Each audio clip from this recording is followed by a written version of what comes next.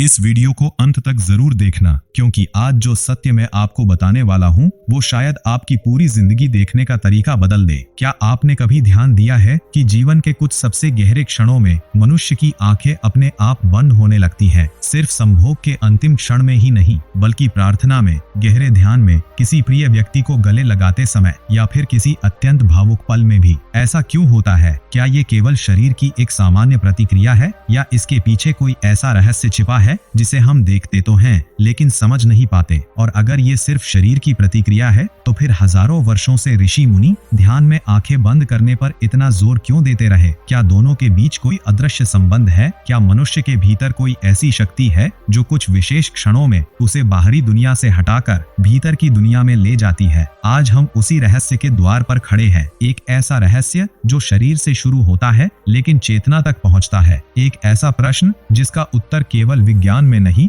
बल्कि मनोविज्ञान, आध्यात्मिकता और मानव अनुभव की गहराइयों में छिपा है। हो सकता है इस वीडियो के अंत तक पहुंचते पहुंचते आप समझ जाएं कि इंसान केवल शरीर नहीं है, उसके भीतर कुछ और भी है, कुछ ऐसा जो हर गहरे अनुभव के समय जागने लगता है। नमस्कार दोस्तों, मैं हूं विनय और आज हम बात करेंगे संभोग के अंत में आंखें बंद क्यों हो जाती है, इस रहस्य की जिसे हमारे पूर्वजों ने अपने तरीके से समझा और जिसे आधुनिक विज्ञान आज नए शब्दों में समझाने की कोशिश कर रहा है। अक्सर लोग सोचते हैं कि आंखें बंद होना केवल थकान का परिणाम है, लेकिन अगर बात इतनी ही साधारण होती तो ये घटना बार बार इतने विशेष क्षणों में क्यों दिखाई देती? जरा अपने जीवन को याद कीजिए। जब आपने कोई बहुत सुंदर संगीत सुना हो, जब अचानक कोई सपना पूरा हुआ हो, जब वर्षों बाद किसी अपने से मुलाकात हुई हो, या जब किसी मंदिर में खड़े होकर मन पूरी तरह भावुक हो गया हो, तो क्या हुआ था? बहुत बार आंखें स्वयं बंद हो गई थी, मानो भीतर कुछ ऐसा घट रहा था जो बाहर की दुनिया से अधिक महत्वपूर्ण था। यहीं से हमारी यात्रा शुरू होती है, क्योंकि संभोग के अंतिम क्षण में आंखें बंद होने का रहस्य केवल शरीर का रहस्य नहीं है। ये ध्यान, भावना, चेतना और मनुष्य के आंतरिक संसार से जुड़ा हुआ रहस्य है। लेकिन अभी सबसे बड़ा प्रश्न बाकी है। अगर आंखें बंद होना भीतर जाने का संकेत है, तो आखिर उस क्षण इंसान अपने भीतर क्या खोज रहा होता है, और क्यों कुछ सेकंड के लिए बाहरी दुनिया महत्वहीन लगने लगती है? अगले भाग में हम समझेंगे कि मानव मस्तिष्क उन क्षणों में वास्तव में क्या करता है, और क्यों विज्ञान का उत्तर सुनकर शायद आप स्वयं को एक नई दृष्टि से देखने लगेंगे। पिछले भाग के अंत में हमने एक प्रश्न छोड़ा था, आखिर ऐसा क्या होता है कि कुछ क्षणों के लिए बाहरी दुनिया का महत्व कम हो जाता है? इस प्रश्न का उत्तर खोजने के लिए हमें मनुष्य के मस्तिष्क की ओर देखना होगा। एक रोचक बात जानिए, हमारा दिमाग हर सेकंड लाखों सूचनाएं ग्रहण करता है। रंग, आवाजें, चेहरे, यादें, चिंताएं, भविष्य की योजनाएं, सब कुछ एक साथ चल रहा होता है। इसी कारण अधिकांश लोग कभी पूरी तरह वर्तमान में नहीं जी पाते। शरीर एक जगह होता है और मन दूसरी जगह, लेकिन जीवन में कुछ ऐसे क्षण आते हैं जब ये लगातार चलने वाला मानसिक शोर अचानक धीमा पड़ने लगता है। आधुनिक न्यूरोसाइंस बताती है कि जब कोई अनुभव अत्यधिक गहरा और तीव्र हो जाता है तो मस्तिष्क का ध्यान एक बिंदु पर केंद्रित होने लगता है। उस समय बाहरी दुनिया की अनेक सूचनाएं महत्वपूर्ण होने लगती है। यही कारण है कि बहुत से लोग किसी गहरी भावना के क्षण में स्वाभाविक रूप से आंखें बंद कर लेते हैं, क्योंकि दिमाग अपनी ऊर्जा बाहर नहीं,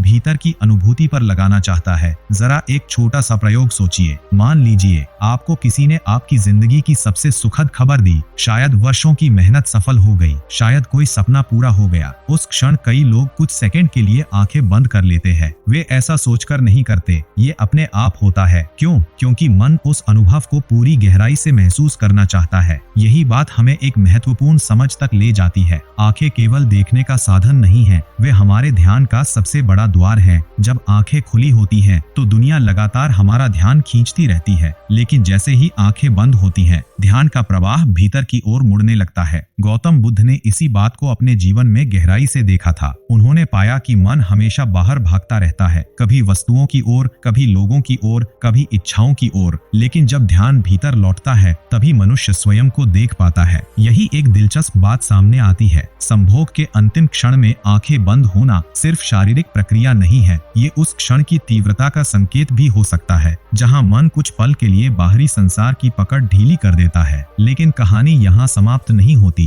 क्योंकि अगर ये केवल ध्यान का प्रश्न होता तो हर व्यक्ति का अनुभव एक जैसा होना चाहिए था। वास्तविकता इससे कहीं अधिक जटिल है। किसी के लिए वो क्षण केवल शारीरिक होता है, किसी के लिए भावनात्मक और किसी के लिए इतना इतना गहरा कि उसे कुछ पल के लिए स्वयं का बोध भी बदलता हुआ महसूस होता है। आखिर ऐसा अंतर क्यों? एक ही अनुभव लेकिन अलग अलग लोगों पर अलग प्रभाव। क्या इसका संबंध केवल शरीर से है या फिर हमारे मन में छिपी भावनाओं से? अगले भाग में हम मनुष्य की भावनात्मक दुनिया के उस रहस्य को समझेंगे जो तय करता है कि कोई अनुभव केवल घटना बनेगा या आत्मा को छू जाने वाला अनुभव। अब तक हमने जाना कि कुछ गहरे क्षणों में मन का ध्यान बाहर से हटकर भीतर की ओर मुड़ने लगता है, लेकिन एक नया प्रश्न सामने आता है। एक ही अनुभव दो अलग अलग लोगों के लिए इतना अलग क्यों हो सकता है? क्यों किसी के लिए वो केवल एक शारीरिक घटना है और किसी के लिए एक गहरा भावनात्मक अनुभव? इसका उत्तर शरीर में नहीं, भावनाओं में छिपा है। मनुष्य केवल विचारों से नहीं जीता, वो भावनाओं से भी बना है और भावनाएं जितनी गहरी होती है, अनुभव उतना ही गहरा महसूस होता है। जरा एक साधारण घटना को देखिए। एक बच्चा कई वर्षों बाद विदेश से घर लौटता है। दरवाजा खुलता है, माँ उसे देखती है। कुछ क्षणों तक दोनों कुछ नहीं बोलते, फिर माँ उसे गले लगा लेती है। उस समय अक्सर आंखों में आंसू आ जाते हैं और कई बार आंखें अपने आप बंद हो जाती हैं। क्या उस समय कोई ध्यान कर रहा होता है? नहीं, लेकिन भावना इतनी गहरी होती है कि मन कुछ पल के लिए शब्दों से आगे चला जाता है। यही बात हमें मानव मन की एक बड़ी सच्चाई तक ले जाती है। जब भावना अपनी चरम सीमा को छूती है तो सोचने की प्रक्रिया कुछ समय के लिए धीमी पड़ जाती है और जहाँ विचार कम होते हैं वहाँ अनुभव अधिक महसूस होता है। आधुनिक मनोविज्ञान इसे भावनात्मक अवशोषण कहता है, यानी मन किसी अनुभव में इतना डूब जाता है कि बाकी दुनिया की उपस्थिति कम महसूस होने लगती है। कबीर ने इसी बात को अलग शब्दों में समझाया था। उन्होंने कहा,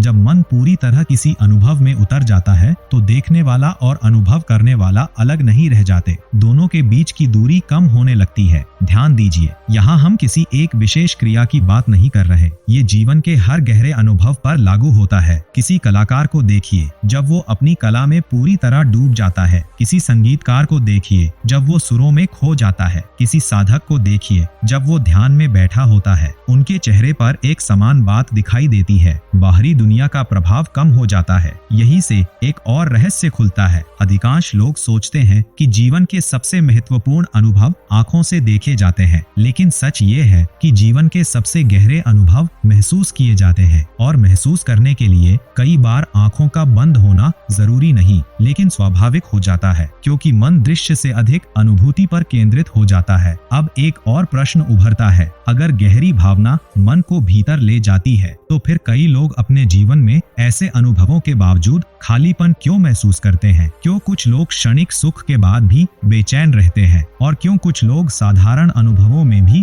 गहरी शांति पा लेते हैं? यहीं से हमारी यात्रा एक नए मोड़ पर पहुंचती है, क्योंकि अगला रहस्य भावना से भी गहरा है। वो जुड़ा है इच्छा और संतोष के बीच के संघर्ष से, और यही संघर्ष समझे बिना मनुष्य स्वयं को कभी पूरी तरह नहीं समझ सकता। अगले भाग में हम जानेंगे कि मन हमेशा कुछ पाने के पीछे क्यों भागता है और क्यों सबसे तीव्र अनुभवों के बाद भी वो फिर से अधूरा महसूस करने लगता है। पिछले भाग में हमने देखा कि गहरी भावनाएं मन को भीतर की ओर ले जाती हैं, लेकिन अब एक और भी आश्चर्यजनक प्रश्न सामने आता है, अगर कुछ अनुभव इतने शक्तिशाली होते हैं तो फिर उनका प्रभाव हमेशा क्यों नहीं रहता? क्यों कुछ क्षणों के लिए हम पूर्ण महसूस करते हैं और फिर थोड़ी देर बाद वही मन किसी नई चीज की तलाश में निकल पड़ता है? यही वो रहस्य है जिसने हजारों वर्षों से दार्शनिकों, संतों और वैज्ञानिकों को सोचने पर मजबूर किया है। जरा अपने जीवन पर नजर डालिए। बचपन में आपको लगता था कि बस एक खिलौना मिल जाए तो खुशी मिल जाएगी,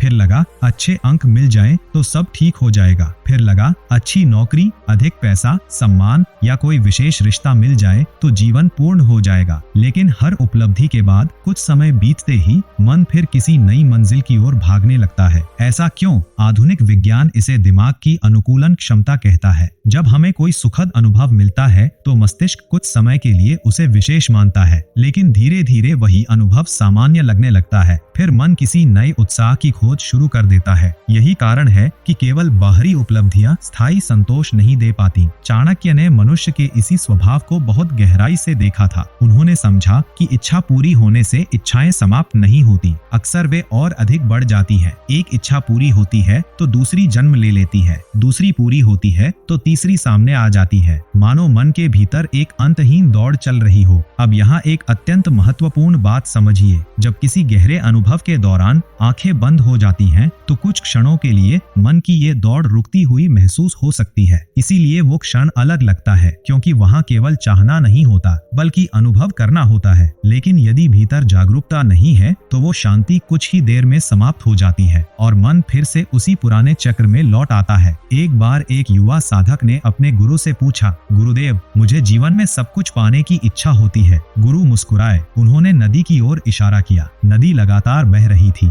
गुरु ने कहा, देखो, नदी का पानी कभी नहीं रुकता, लेकिन आकाश हमेशा शांत रहता है। तुमने अपना जीवन नदी जैसा बना लिया है, इसलिए तुम्हें स्थिरता नहीं मिलती, जबकि तुम्हारे भीतर आकाश जैसी शांति भी मौजूद है। युवक उस समय पूरी बात नहीं समझ पाया, लेकिन शायद हम समझ सकते हैं, क्योंकि हम में से अधिकांश लोग जीवन भर बाहर की लहरों को पकड़ने की कोशिश करते रहते हैं और भीतर के आकाश को भूल जाते हैं। यही से एक चौंकाने वाली समझ जन्म लेती है। शायद मनुष्य जिस संतोष की तलाश बाहर करता है, उसकी झलक उसे कुछ विशेष क्षणों में भीतर महसूस होती है और इसलिए वे क्षण इतने प्रभावशाली लगते हैं। लेकिन अभी सबसे महत्वपूर्ण प्रश्न बाकी है। अगर भीतर सचमुच इतनी शांति मौजूद है, तो फिर हम उसे हर समय क्यों नहीं महसूस कर पाते? हमारे और उस आंतरिक शांति के बीच आखिर कौन सी दीवार खड़ी है? अगले भाग में हम मनुष्य के सबसे छिपे हुए डर को समझेंगे। एक ऐसा डर जो हमारी इच्छाओं, हमारे रिश्तों और हमारी बेचैनी के पीछे चुपचाप काम करता रहता है। पिछले भाग के अंत में हमने एक प्रश्न छोड़ा था, अगर हमारे भीतर शांति मौजूद है तो फिर हम उसे लगातार क्यों नहीं महसूस कर पाते? इसका उत्तर किसी बाहरी परिस्थिति में नहीं, बल्कि एक ऐसे डर में छिपा है जिसे अधिकांश लोग पहचान ही नहीं पाते। ये डर है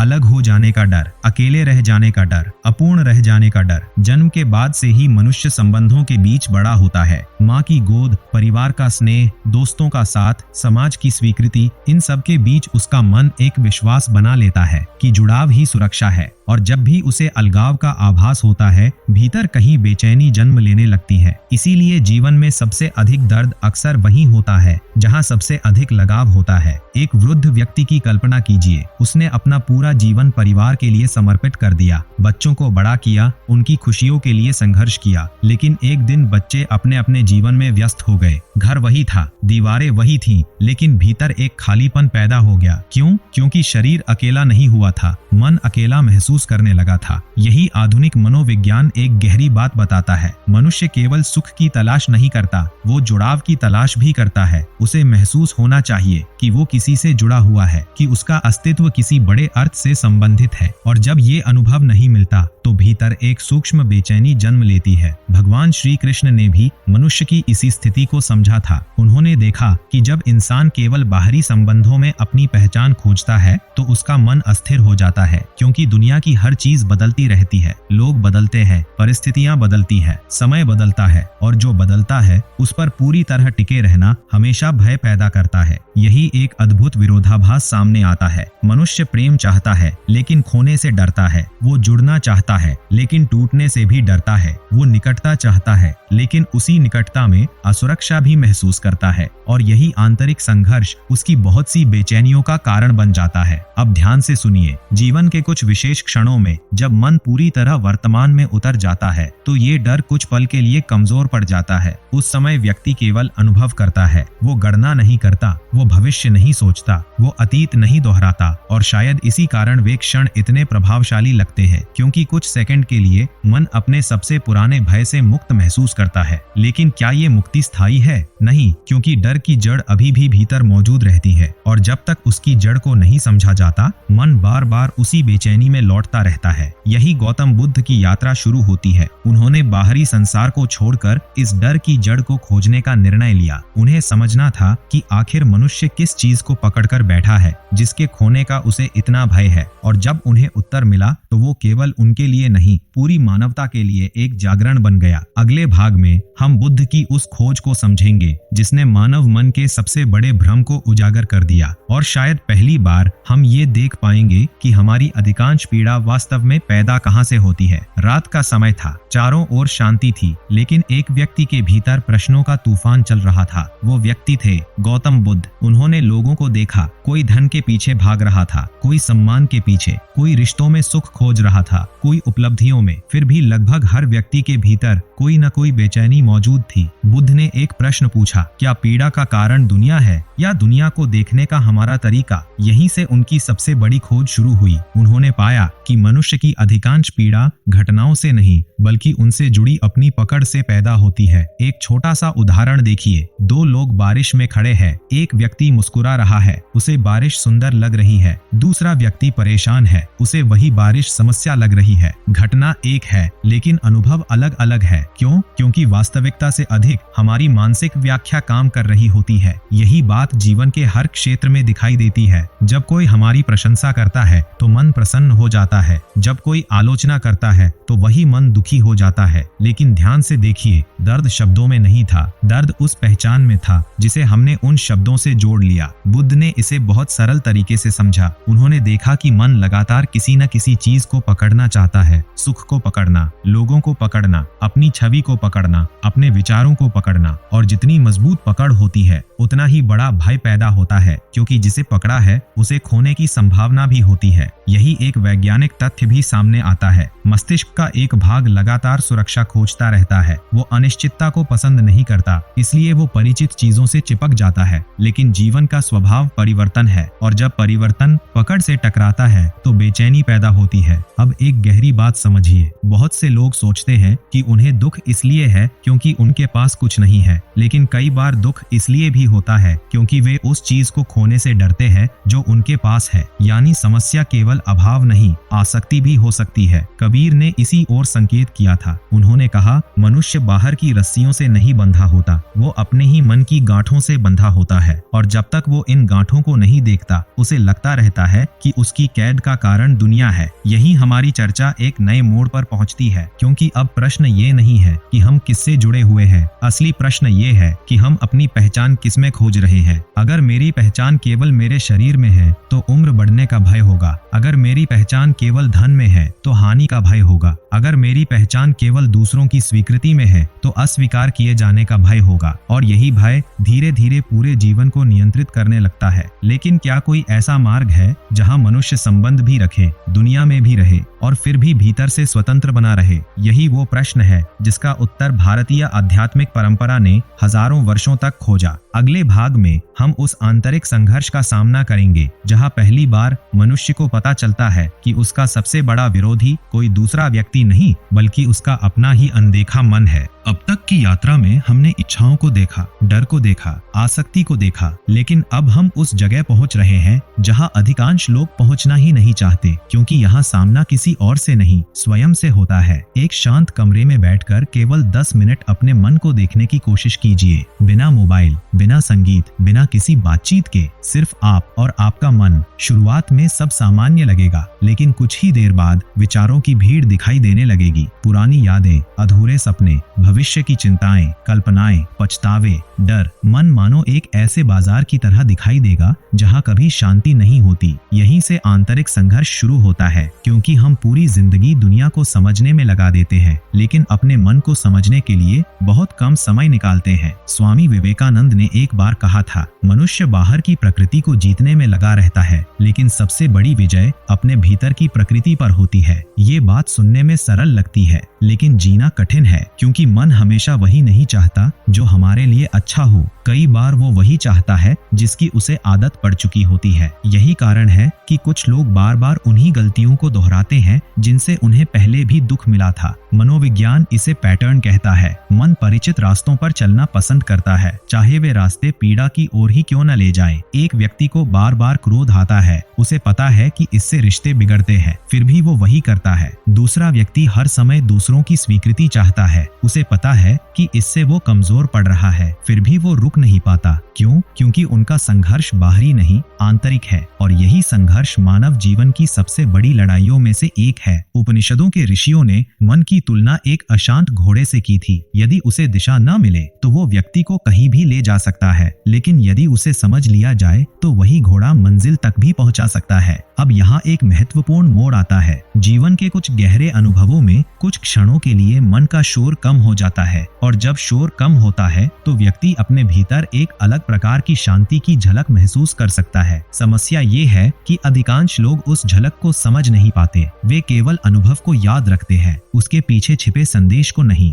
मानो किसी ने खिड़की से आकाश देखा हो, लेकिन ध्यान केवल खिड़की पर ही अटका रह गया हो। यही मानव जीवन का एक बड़ा भ्रम पैदा होता है। हम संकेत को लक्ष्य समझ लेते हैं, अनुभव को सत्य समझ लेते हैं, और फिर उसी अनुभव को बार बार दोहराकर वही शांति पाने की कोशिश करते हैं। लेकिन शांति किसी घटना में कैद नहीं होती, वो तो मन की अवस्था है, और यही समझ आने लगती है तो भीतर कुछ बदलना शुरू होता है। अब तक हम अपने डर को देख चुके हैं, अपनी पकड़ को देख चुके हैं, अपने मन के संघर्ष को भी देख चुके हैं, लेकिन अभी जागरण पूरा नहीं हुआ, क्योंकि अगला द्वार सबसे महत्वपूर्ण है। वहाँ पहली बार ये प्रश्न उठेगा कि अगर शांति किसी बाहरी घटना में नहीं है तो फिर वो वास्तव में कहाँ है। अगले भाग में हम उस मौन को समझेंगे जिसे संतों ने भीतर का मंदिर कहा, और जिसे आधुनिक विज्ञान आज चेतना की विशेष अवस्था के रूप में देखने लगा है। कभी आपने सुबह बहुत जल्दी उठकर सूर्योदय से पहले का आकाश देखा है? न पक्षियों का पूरा शोर होता है, न दिन की भागदौड़। कुछ क्षणों के लिए सब कुछ शांत लगता है, और उसी शांति में एक अलग प्रकार की उपस्थिति महसूस होती है। ऐसा लगता है मानो दुनिया अभी शुरू ही नहीं हुई। यही उदाहरण हमें उस मौन को समझने में मदद करता है जिसकी चर्चा संतों ने बार बार की है। ध्यान दीजिए, मौन का अर्थ केवल आवाज का न होना नहीं है, क्योंकि कई बार कमरे में पूर्ण शांति होती है, फिर भी मन के भीतर तूफान चल रहा होता है। सच्चा मौन मन के शोर का शांत होना है, और यही एक अद्भुत बात सामने आती है। जीवन के कुछ विशेष क्षणों में जब विचारों की गति अचानक धीमी पड़ जाती है तो व्यक्ति इस मौन की एक छोटी सी झलक पा सकता है। उसे लगता है मानो समय कुछ पल के लिए रुक गया हो, मानो वो केवल सोच नहीं रहा बल्कि वास्तव में जी रहा है। आधुनिक न्यूरोसाइंस ने भी पाया है कि जब मन अत्यधिक वर्तमान में आ जाता है तो दिमाग के वे हिस्से कम सक्रिय हो सकते हैं जो लगातार मैं, मेरा, मेरे बारे में जैसी कहानियां बनाते रहते हैं। यानी कुछ समय के लिए व्यक्ति अपनी मानसिक कहानी से बाहर आ जाता है, और यही अनुभव कई लोगों को गहरा लगता है, क्योंकि जीवन का अधिकांश हिस्सा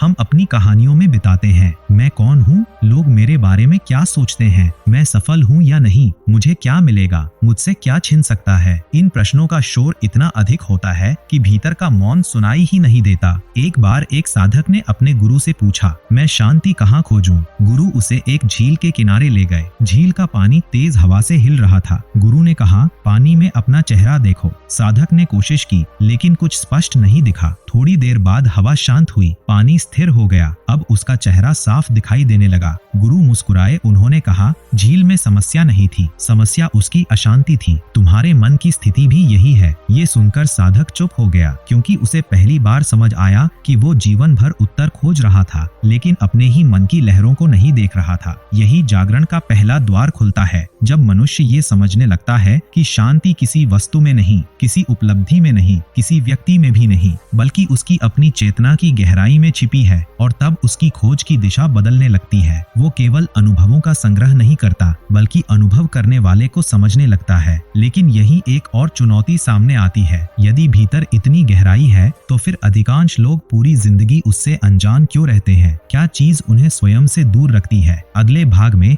हम उस भ्रम को पहचानेंगे जो मनुष्य को बार बार बाहर भटकाता है, जबकि वो जिस सत्य को खोज रहा होता है वो उसके भीतर ही प्रतीक्षा कर रहा होता है। अब तक की यात्रा में हमने मन की बेचैनी को देखा, उसके डर को देखा, उसकी पकड़ को देखा, और फिर उस मौन की झलक भी देखी जो भीतर हमेशा मौजूद रहता है। लेकिन अब एक ऐसा प्रश्न सामने आता है जो पूरे जीवन की दिशा बदल सकता है। यदि सत्य भीतर है तो फिर मनुष्य बाहर इतना क्यों भटकता है? उत्तर सुनने में सरल है, लेकिन समझने में वर्षों लग सकते हैं, क्योंकि मन को भ्रम पसंद है, सत्य नहीं। भ्रम हमेशा आकर्षक होता है। वो वादा करता है कि बस ये मिल जाए फिर सब ठीक हो जाएगा, बस ये व्यक्ति मिल जाए फिर जीवन पूर्ण हो जाएगा, बस ये उपलब्धि हासिल हो जाए फिर शांति मिल जाएगी। लेकिन जैसे ही एक लक्ष्य पूरा होता है, मन दूसरा लक्ष्य बना देता है। यही उसका स्वभाव है। एक व्यापारी की कहानी है। उसने सोचा, जब मेरे पास एक दुकान होगी तब मैं खुश रहूंगा। फिर दुकान बड़ी हुई। उसने कहा, अब मुझे एक और दुकान चाहिए। फिर कई दुकानें हो गईं। उसने कहा, अब मुझे शहर का सबसे बड़ा व्यापारी बनना है। सालों बाद उसने बहुत कुछ पा लिया, लेकिन एक रात वो अकेला बैठा था और पहली बार उसने स्वयं से पूछा, मैं आखिर किस चीज के पीछे भाग रहा था। उसके पास उत्तर नहीं था, क्योंकि उसने जीवन भर साधनों को इकट्ठा किया था, लेकिन उद्देश्य को नहीं समझा था। यही भ्रम हम सबके जीवन में किसी न किसी रूप में मौजूद होता है। हम अक्सर सोचते हैं कि हमारी बेचैनी का कारण वो चीज है जो हमारे पास नहीं है, जबकि कई बार वास्तविक कारण ये होता है कि हमने अपने भीतर झांकना ही नहीं सीखा। भगवान श्री कृष्ण का एक गहरा संदेश इसी ओर संकेत करता है। वे मनुष्य को संसार छोड़ने के लिए नहीं कहते, वे उसे जागरूक होने के लिए कहते हैं। अंतर बहुत बड़ा है। एक व्यक्ति संसार में रहते हुए भी भीतर से स्वतंत्र हो सकता है और दूसरा व्यक्ति जंगल में जाकर भी अपनी इच्छाओं का कैदी बना रह सकता है। इसलिए परिवर्तन स्थान बदलने से नहीं आता, दृष्टि बदलने से आता है। यही से वास्तविक रूपांतरण शुरू होता है, क्योंकि अब मनुष्य दुनिया से भागना नहीं चाहता, वो दुनिया को समझना चाहता है। वो इच्छाओं से लड़ना नहीं चाहता, वो उन्हें देखना चाहता है। वो भय को दबाना नहीं चाहता, वो उसकी जड़ को पहचानना चाहता है। और जैसे जैसे ये समझ गहरी होती है, वैसे वैसे जीवन का अनुभव बदलने लगता है। पहले जहाँ हर घटना मन को हिला देती थी, अब वहाँ एक स्थिरता आने लगती है। पहले जहाँ हर सुख को पकड़ने की जल्दी थी, अब वहाँ उसे महसूस करने की क्षमता बढ़ने लगती है। पहले जहाँ हर दुख से भागना था, अब वहाँ उसे समझने का साहस पैदा होने लगता है। यही परिवर्तन है, यही जागरण की शुरुआत है। लेकिन अभी अंतिम रहस्य बाकी है, एक ऐसा रहस्य जो इस पूरे विषय को एक नई रोशनी में दिखाएगा। आखिर क्यों कुछ क्षणों में जब आंखें बंद हो जाती हैं, तो मन को भीतर की शांति की झलक मिलती है, और उस झलक का वास्तविक संदेश क्या है? अगले भाग में हम चेतना और अनुभव के बीच के उस संबंध को समझेंगे, जहां आध्यात्मिकता और विज्ञान एक दूसरे के बहुत करीब आ जाते हैं। अब हम उस द्वार के सामने खड़े हैं जहां से पूरी यात्रा का अर्थ बदलने लगता है। अब तक हमने मन को समझा, भावनाओं को समझा, डर, आसक्ति और मौन को भी समझा, लेकिन एक प्रश्न अभी भी हमारे साथ चल रहा है। आखिर ऐसा क्या है जो कुछ विशेष क्षणों को इतना गहरा बना देता है? क्यों कभी कभी कुछ सेकंड घंटों से अधिक प्रभाव छोड़ जाते हैं? इसका उत्तर चेतना में छिपा है। चेतना यानी वो उपस्थिति जो आपके हर अनुभव को देख रही है। जब आप खुश होते हैं, वो मौजूद होती है। जब आप दुखी होते हैं, वो मौजूद होती है। जब विचार आते हैं, वो मौजूद होती है। जब विचार चले जाते हैं, तब भी वो मौजूद रहती है। अधिकांश लोग अपना पूरा जीवन अनुभवों पर ध्यान देते हुए बिताते हैं, लेकिन बहुत कम लोग अनुभव करने वाले को देखने की कोशिश करते हैं। यही भारतीय आध्यात्मिक दर्शन की सबसे अनमोल खोज सामने आती है। ऋषियों ने कहा, मनुष्य का सबसे गहरा सत्य उसकी बदलती हुई भावनाएं नहीं है, उसके बदलते हुए विचार नहीं है, उसका शरीर भी नहीं, बल्कि वो जागरूकता है जो इन सबको देख रही है। एक बार समुद्र के किनारे खड़े होकर लहरों को देखिए। हर लहर अलग होती है, कोई छोटी, कोई बड़ी, कोई शांत, कोई प्रचंड, लेकिन उन सभी के नीचे समुद्र एक ही रहता है। इसी प्रकार हमारे विचार, भावनाएं और अनुभव लहरों की तरह बदलते रहते हैं, लेकिन चेतना समुद्र की तरह स्थिर रहती है। आधुनिक विज्ञान भी एक रोचक तथ्य बताता है। जब मन अत्यधिक वर्तमान में आ जाता है, तो व्यक्ति को अपने और दुनिया के बीच की दूरी कम महसूस हो सकती है। कुछ लोगों को ऐसा लगता है मानो वे पूरी तरह उस क्षण में विलीन हो गए हों। यही कारण है कि जीवन के कुछ अनुभव साधारण नहीं लगते। वे केवल घटना नहीं होते, वे हमें हमारी गहराई की एक झलक दिखा सकते हैं। लेकिन यहाँ एक बहुत महत्वपूर्ण सावधानी है, उस झलक को ही अंतिम सत्य समझ लेना एक भूल हो सकती है, क्योंकि कोई भी अनुभव स्थायी नहीं होता। अनुभव आते हैं और चले जाते हैं, लेकिन जो उन्हें देख रहा है वो हमेशा मौजूद रहता है। यही कारण है कि संत बार बार ध्यान को महत्व देते हैं। ध्यान किसी विशेष अनुभव को पकड़ने की कोशिश नहीं है, ध्यान उस जागरूकता को पहचानने की प्रक्रिया है जो हर अनुभव के पीछे मौजूद है। और जब ये समझ धीरे धीरे गहरी होने लगती है, तो जीवन बदलने लगता है। मनुष्य बाहरी घटनाओं से पूरी तरह बंधा नहीं रहता। उसे पहली बार महसूस होने लगता है कि उसके भीतर एक ऐसी जगह है जहां शांति पहले से मौजूद है। लेकिन अब समय आ गया है उस अंतिम रहस्य को जानने का, जिसका संकेत हमने इस पूरी यात्रा में बार बार देखा। अगले और अंतिम भाग में हम समझेंगे कि संभोग के अंत में आंखें बंद होने के प्रश्न के पीछे छिपा वास्तविक संदेश क्या है, और क्यों ये ये केवल शरीर का विषय नहीं